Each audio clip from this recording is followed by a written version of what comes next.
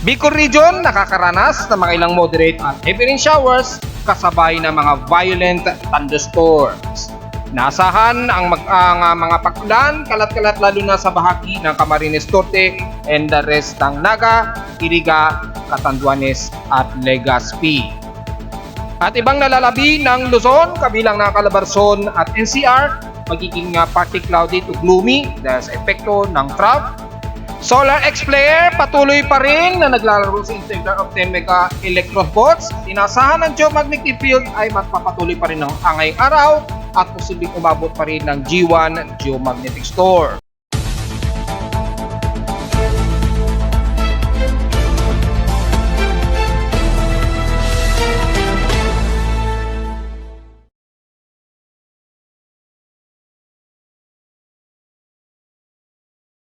Hello, good morning mga folks. Welcome po muli sa ating daily weather bulletin at analysis para sa araw ng Martes Santo, March 26, 2024. Ang oras nating boss prime umaga ay alas 10:09 na ng umaga. Medyo magkakaroon tayo ng mga partly cloudy at medyo gloomy na panahon, lalo na dito sa bahagi ng Calabarzon at Metro Manila dahil sa may namumuo tayong trough. Surface trough dito sa may bahagi ng Bicol Region dahil nga po sa mataas na water vapor na nanggagaling sa dagat Pasipiko at dala na rin ito ng ating mainit o napakamalinsang stellies na nagdudulot ng mataas na water vapor at nakakaranas ngayon kani-kanina since mga alas 8 ng umaga ay nakaranas ng mga violent thunderstorms ang Bicol Region. So sa ating current conditions, overcast po, gloomy, klaro, a few clouds daw ang umiiraw dito sa amin sa Caloocan at ibang bahagi ng Metro Manila. Sa ating 3-day storm prediction and forecast ay meron tayong posible pa rin mga kalat-kalat na pag-ulan, naglalaro sa 40 to 30 at 50% ang lalabas daw na ating tatlong araw mula ngayong Martes Santo hanggang Huwebes na po ito, o Huwebes Santo. So, titingnan natin maya ang further analysis dyan. Sa ating lowest temperature na naitala na aking weather station, kaninang 5:13 AM, nakapagtala kami ng lowest of 27.5 degrees Celsius. Kahapon, napakamalinsangan ang naitala sa amin na nasa 35.4 degrees Celsius. Kahapon ito ng hapon at 2:06 PM. At syempre, asahan na natin na mataas ang aming heat index na nasa 44.8 degrees Celsius na pinakamataas kahapon. Ngayon, kung titingnan natin sa mga weather stations, si Pag-asa, kung ilan sa kanila ang may pumitik na matataas na heat index. Una dito sa may Quezon City, sa Pag-asa office, na umabot ng 42 degrees ang kanilang heat index. So, pumapangalawa sila. Kasama na rin ang bahagi ng Dagupan sa Pangasinan, na parehong 42 degrees Celsius. Sa Zamboanga Peninsula naman ay nasa bandang 43 degrees Celsius po ang pinakamataas sa kanila. Davao City sa Davao del Sur, 43 degrees Celsius at ang Cotabato ay nasa 42 degrees Celsius ang kanilang heat index. So, ibig sabihin lamang kahapon ay nangunguna kami halos na may pinakamataas na heat index sa Caloocan na nasa 44.8 degrees Celsius. So, halos sa kapantay ko ang heat index ng wala pala akong kabantay dahil 43 degrees Celsius ang pinakamataas kay Pag-asa. So lumalabas ay pinakamataas sa amin sa Caloocan. Dahil halos tabing dagat kasi kami, malapit dyan sa may port area, kaya mas mataas talaga ang aming heat index at napakababa po ng aming elevation. Di gaya ng mga areas na to sa Science Garden sa Quezon City, mataas po ang lupain nila dyan. At ilang bahagi sa Dagupan, Zamboanga, Davao City. Dito sa Davao City, medyo bahagyang mababa. At dyan sa may bandang Cotabato City, puro matataas na lupa yan. Matataas ang elevation. Di gaya sa amin sa Caloocan na talagang napakamababa ang halos level o sea level ang aming pwesto dito sa amin sa Caloocan West. Kaya asahan ang mas mataas na heat index, mga folks. Samantala, sa ating basic streams in past 24 hours naman, nangunguna naman sa napakamaalinsangan na temperatura ang Tugigaraw na nasa 37.2 degrees Celsius. Grabe na temperatura. Madalas talaga ang pagtuwing hot dry season talaga naghahabulan sa pinakamainit ng temperatura ang Tugigaraw.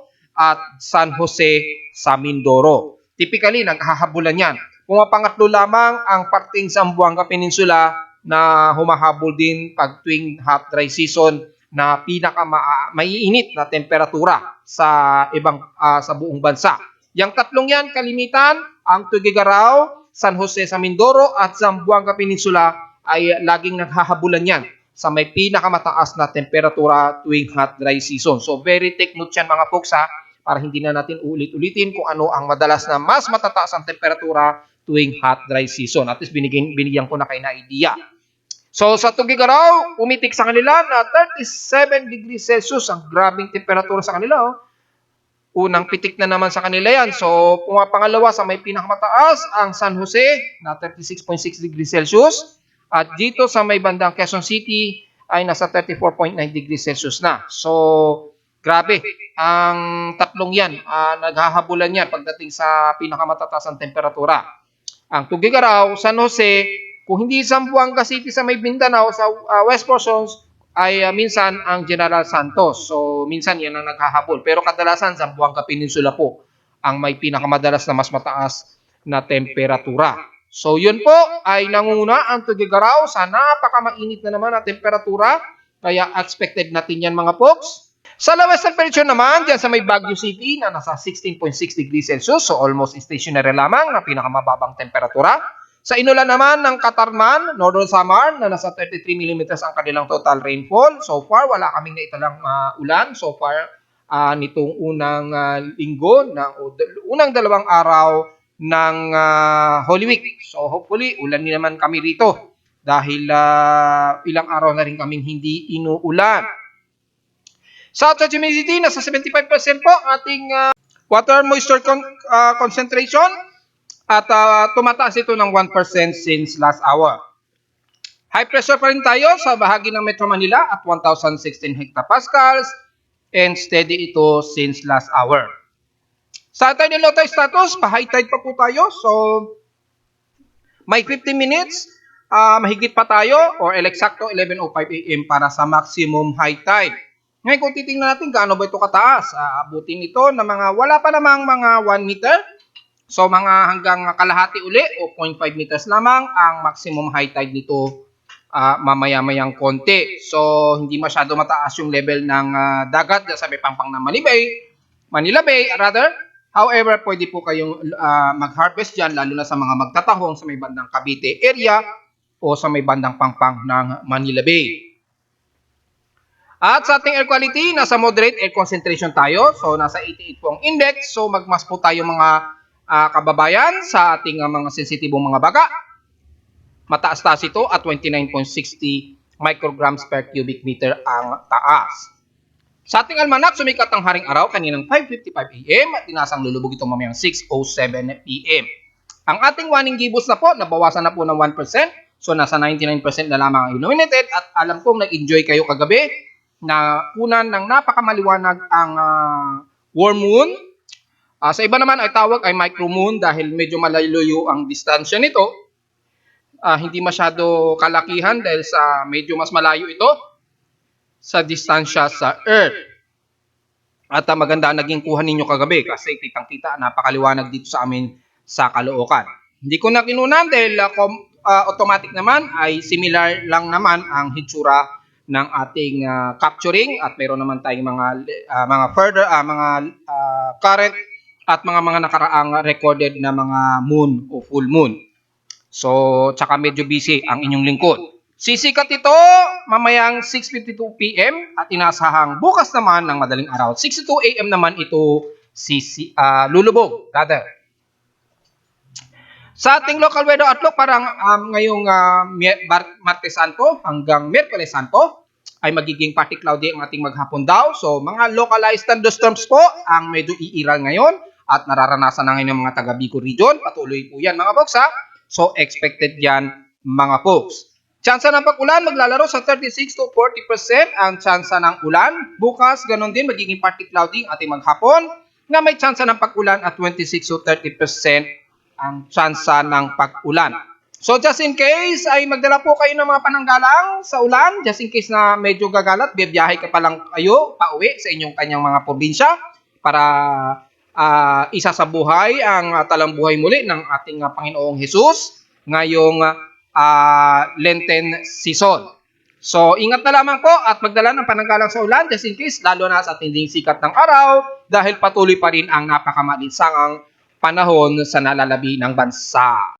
So, diretso agad tayo sa ginagamit na satellite imaging. Makikita po na patuloy pa rin na inuulan ang bahagi ng Bicol region, moderate to heavy rain showers po, at makikita sa ating infrared heavy rain potential satellite imaging ng Himawari 8 to 9. Makikitang nababalutan po ng heavy rain potential zones ang area ng Camarines Norte, buong Iriga, Legazpi, damay na ang Catanduanes, at dyan sa bahagi rin ng Sorsogon area. At kung titingnan natin ang mas zoom area na nasasukupan ng water vapor, naglalaro po sa 33 to 55 millimeters ang aasahang mga pag-ulan o buhos ng heavy rain showers dyan. Kabilang na ang ilang bahagi ng Sorsogon at posibleng ulanin din ang ilang bahagi ng Katarman Northern Samar o Northern Samar at Eastern Samar region. Dahil mataas po ang water vapor dyan na nanggagaling sa Dagat Pasipiko, dala-dala rin ng ating mainit na istelis o hanging silanganan. At dahil sa mga water vapors na yan, asahan ang bahagi ng Camarines Norte, sabong bahagi nga po ng parte ng Iriga, dyan sa bahagi ng Tabaco, Legazpi, damay na ang Caramoan, Catanduanes, at ilang bahagi ng Legazpi, kasama na ang kaduduluhan ng bahagi ng Sorsogon, ang posibleng pa rin makakaranas ng mga kalat-kalat na pag-ulan ng mga ilang moderate and some heavy rain showers at mga localized thunderstorms. Kaya ingat na lamang po sa mga kababayan natin dyan na nagse-celebrate o nag-aayuno dahil sa ating Lenten season. Asahan po na maghapon ang mga kalat-kalat na mga moderate and some heavy rain showers sa bahagi ng Bicol region. Samantala, sa bahagi ng Northern Zone, lalo na sa kanluran, patuloy pa rin ang napakamalinsang panahon mula Ilocos Norte, La Union, damay pa rin ang Pangasinan, Zambales, at sa may bahagi ng Central Luzon sa may Tarlac pababa ng bahagi ng Nueva Ecija at dyan sa parteng Bulacan area. Kung titingnan natin ang mas malapitan, ay makikita natin ang mga ilang parteng cloudy ang umiira sa Central Luzon pababa ng bahagi ng Angeles, Pampanga, San Fernando at dyan sa may bahagi ng Bulacan. So patuloy pa rin ang mas maalinsangang panahon. Asahan din ang mga ilang parteng cloudy to some more still cloudy, depende sa magiging daloy ng surface trap na ito. Makapal na surface trap na ito na cluster ng kaulapan na ito na nagpapaulan sa Bicol region. Damay na ang bahagi ng Metro Manila at ilang parte ng Calabarzon na magkakaroon ng mga ilang parteng cloudy at overcast na panahon. So expected yung mga ilang posibleng mga kalat-kalat na pag-ulan, especially mamayang hapon o sa gabi. Depende sa magiging galaw o daloy nitong makapal. Malawak ang cluster na ito ng surface trap na nagpapaulan sa Bicol region. Pero mangunguna ang mas maalinsangang panahon kasama na ang Metro Manila at bahagi ng Calabarzon, lalo na sa kanlurang bahagi nito ng Batangas at parteng Laguna area. So, wag pa rin masyadong mabibilad sa tinding sikat ng araw despite na medyo overcast po. Pero pagdating sa bahagi ng kanluran ng Mimaropa ay asahan po na napakamainit at maalinsangan ang panahon ninyo dyan, kabilang na ang bahagi ng Mindoro. Babalikan lang natin ang bahagi ng Tuguegarao at the rest ng Cagayan Valley ay magiging mas maalinsangan po ang temperatura nyo dyan at maglalaro na naman yan sa mahigit sa 35 degrees Celsius ang magiging temperatura ninyo dyan sa Tuguegarao. At kung sisilipin natin sa total temperature mula sa mga weather stations ni Pag-asa, makikita ang sakop ng Tuguegarao kabilang na ang bahagi ng Apari, Pagudpud, Lawag, and the rest ng kanluran bahagi ng Luzon na naglalaro na po sa 30 to 33 degrees Celsius ang mataas na temperatura. Sa bahagi po ng Mindoro ay napakataas na po o humihigit na po sa 34 to 37 degrees Celsius ang temperatura ng mga taga San Jose sa Mindoro. So wag po sana tayong magbibilad sa tinding sikat ng araw dahil napakataas na po at napakamainit na po ang temperatura ninyo dyan ngayon. At sa ilang bahagi naman ng Southern Luzon mula Marinduque at the rest ng Romblon, Masbate ay makakaranas pa rin kayo ng mga ilang maulap pero maalisang ang panahon. At asahan din po ng mga ilang parteng cloudy lamang ang iiral and the rest ng Visayas na makakaranas po ng mas humid at maalinsang ang panahon. Magkaroon man ng mga isolated rain showers, typically sa may bahagi ng Central Visayas sa Cebu, Bohol, Bacolod, Iloilo, and the rest ng Panay Island. at kanluran ng Negros region ay magiging i-isolated lamang at mga light to some moderate showers lamang pagsapit po ng hapon. At may mga localized thunderstorms din ang nakaforecast. Pero mangunguna po ang mas maalinsangan, so wag po tayong masyadong mag-dehydrate, kabilang na ang bahagi ng Tacloban, pababa ng kaduluduluhan ng Asin City at Liloan sa Leyte. At sa huli, ang bahagi ng Mindanao, patuloy po ang maalinsangang panahon dyan sa bahagi ng Zamboanga Peninsula, kabilang na ang Barm, Sorsogon, and the rest ng Davao Region. Magiging partly cloudy lamang at mga ilang mga light rain showers at scattered rain showers po ang iiral sa bahagi ng Davao Region sa kasama na ang Davao del Norte, Davao del Sur at ilang bahagi ng General Santos, kasama na ang Sarangani. Typically, mga light rain showers lamang na hindi nagtatagal ang medyo iiral dyan sa inyo. And the rest ng silangang bahagi ng Mindanao, magiging gloomy po, pero mas mangunguna ang humid at maaraw na maalinsangang panahon, lalo na dyan sa bahagi ng Surigao del Norte at buong bahagi ng Mindanao o Northern Mindanao area. So kasama na dyan ang buong Butuan hanggang Cagayan de Oro na po yan, papasok na po yan ng Iligan at Osamis City, malapit na dyan sa sakop ng Zamboanga Peninsula. So ingat na lamang po sa mga isolated rain showers. Typically mga light rain showers lamang ito at hindi naman din agad nagtatagal. Hindi gaya ngayon sa Bicol region na mas nakakaranas sila ngayon ng moderate and heavy rain showers na may mga violent localized thunderstorms.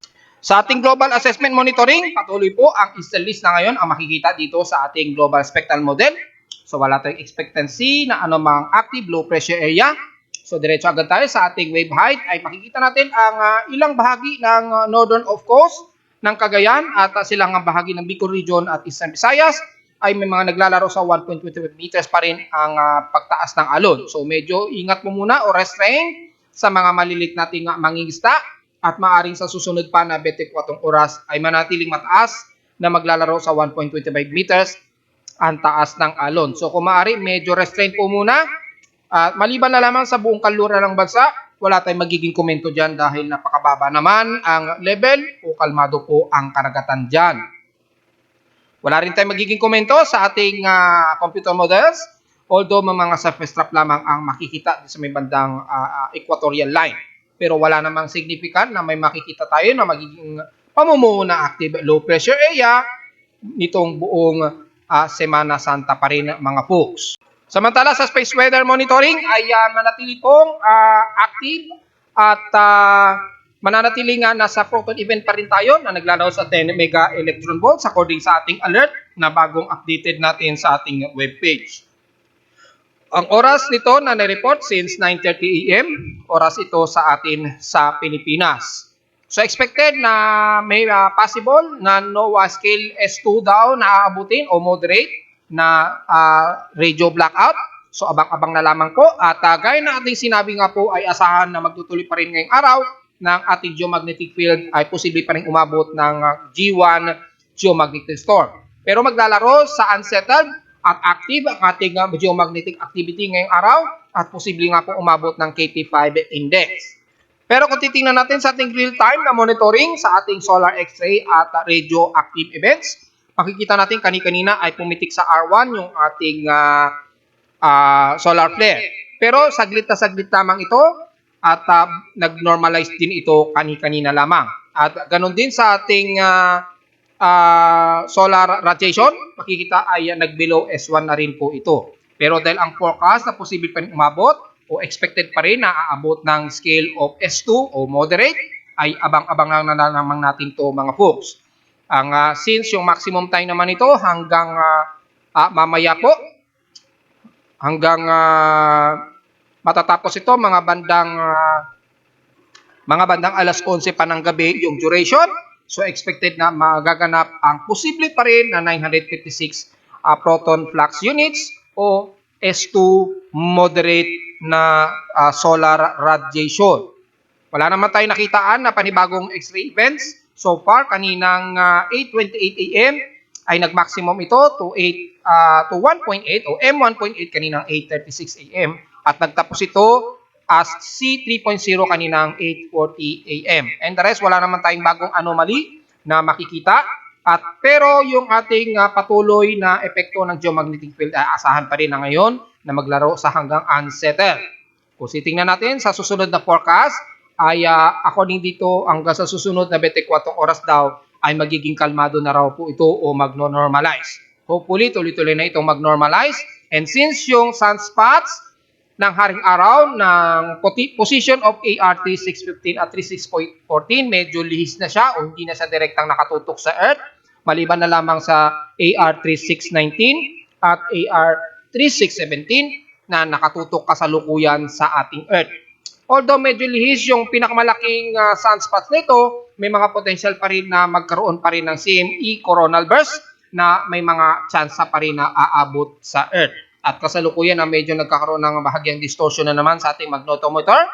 At nitong huling detection ay ngayong 10:40 AM oras sa Pilipinas. Just in case, posible pa rin magkaroon tayo ng unsettled to active geomagnetic storm events. At kapag ganyan, ay expected na maapektuhan na naman ionospheric TSC ang bahagi ng Mid-Pacific, damay na rin ang Southeast Asia, kabilang ang Pilipinas, at posibleng magkaroon na naman ng magsipa sa ating Northern Lights at Southern Lights events ng Aurora Borealis. So abang-abang na lamang mga folks. Pero sa ating degraded frequency, kasalukuyang mababa pa ito na naglalaro sa 14 MHz o 10 to 14 MHz. Hopefully hindi na ito tumaas dahil medyo nakaalpas na po yung malakas na solar wind na nag-arrive since kahapon. At unti-unti na po itong kumalkalma ngayong araw. So hopefully tuloy-tuloy itong kakalma. Pero expected na mababa pa rin ang ating high frequency conditions. Ngayong umaga, naglalaro sa between 20 meters to 80 meters. At sa gabi ay ang 10 to 12 meters ang distance band na maaapektuhan. Bahagya lang o medyo interruption lamang ang mararamdaman nito. So, take note na lamang sa maapektuhang GPS at radio transmissions. Sa ulat lindol, makikita natin since 12 AM ng madaling araw, marami-rami na po tayong naitala na mga paglindol according sa data feed ni PBOX. Pero so far ay wala namang umabot sa magnitude 4.0 pataas ang naitala sa ngayon na mga malalakas o moderate na mga paglindol. So kung titingnan natin sa ating historical para sa total earthquakes natin ngayong March, kung mas marami ba ang nadadagdagan. At kung titingnan natin ay nakatotal na tayo ng 927 earthquakes na po. So mukhang aabot pa sa 1,000 mahigit ang total earthquakes natin. 884 dito, magnitude 2.0 pataas. 40 dito ay magnitude 4.0 pataas. At nanatiling retain sa dalawa ang magnitude 5.0 pataas. Na supposed to be tatlo, pero dahil naibanggit ko na nga po sa inyo nung isang araw na medyo ni-revoke o medyo dinigrade po ni PBOX yung huling magnitude 5.3. Ginawa nila itong magnitude 4.9. So, hindi na siya pasok sa magnitude 5.0 pataas. So, balik sa retain na dalawa lamang at nanatiling isa ang ating magnitude 6.0 pataas. So, total na po of 927 earthquakes. Mababa pa rin kumpara nung last February. So, tingnan natin kung malalagpasan yan. Abang-abang na lamang mga folks. At narito naman ating 3-day weather forecast para sa araw ng Martes Santo, March 26, 2024.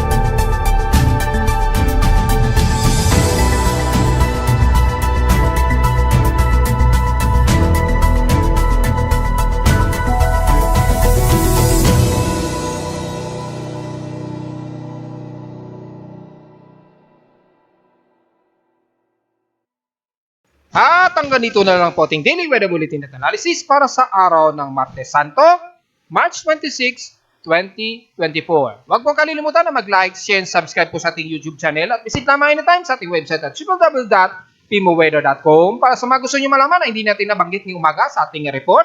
Makikita naman yan in real time sa aking webpage.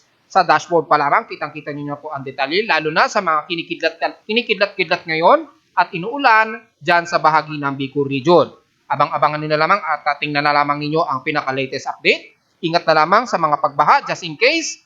At visit lang din sa website para sa real-time na mula sa aking weather station sa Caloocan at sa mga data feeds mula sa iba't ibang weather agencies. Maraming salamat po mga folks at magandang araw po sa ating lahat.